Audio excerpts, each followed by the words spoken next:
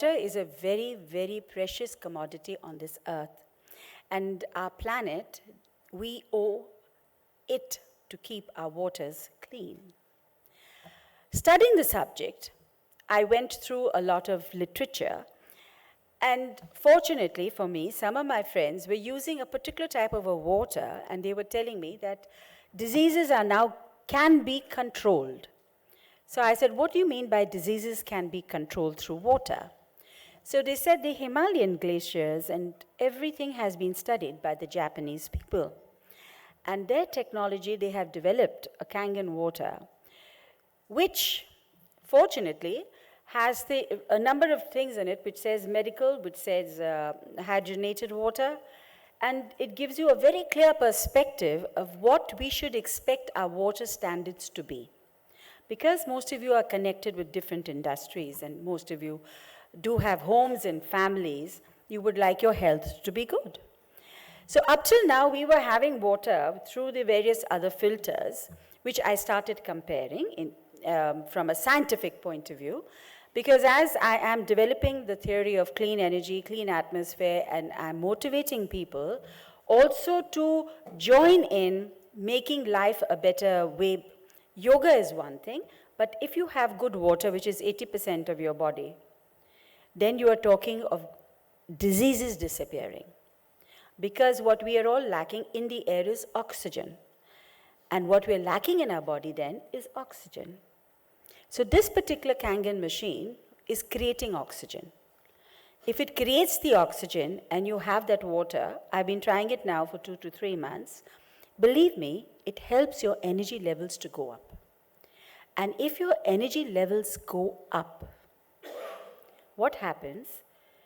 Your oxidative stress goes out. If your oxidative stress goes out, then the oxygen in the air does not create that type of damage to your lungs. So there's a lot happening with just having 1 glass of water. So I decided to go ahead with it, and I'm just bringing it to your kind exchange of ideas and knowledge that this is a very good way to keep yourselves healthy. And Mr. Puri is sitting here. He is a very quiet, very sober person. And I had to literally say, Mr. Puri, you come along, because you have been driven with this motivation to bring it to the people in India that this should be the standard of water. He had a hemorrhage himself, and then later on he went into this technology, and he sort of understood it, and then he decided to become a motivator about it. So I hope all of you, if you want any more further knowledge, he is the expert in it. He will, I'm quite glad when you're exchanging and during your meetings, you can talk to him about it. These are things our country has to achieve. If, that is, India has to achieve clean water, and not the high levels of pH levels which we have in our water. It's not alkaline anymore, it is very acidic water. And acidic water you have to make alkaline for your body to benefit. So these are very important things we must actually try to understand and develop technology in India to compete internationally. I mean, the Himalayans is in India, and we didn't develop the technology, but the Japanese did. So if they did it over 40 years, and we are blessed with the Himalayas, I think it's a shame. It's a shame. And that's what I was telling Mr. Puri. I feel ashamed that I have to buy this Japanese technology, but hats off to the people who developed the technology and brought it to our notice, that this can be of great medical wonders, because it is also already curing cancer patients.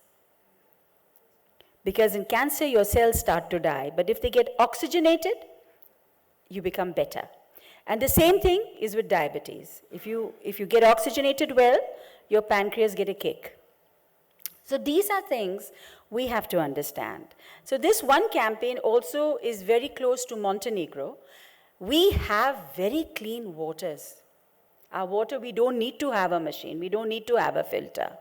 And that's why when we had a all India medical tourism. And I was asked to speak on the subject at the PhD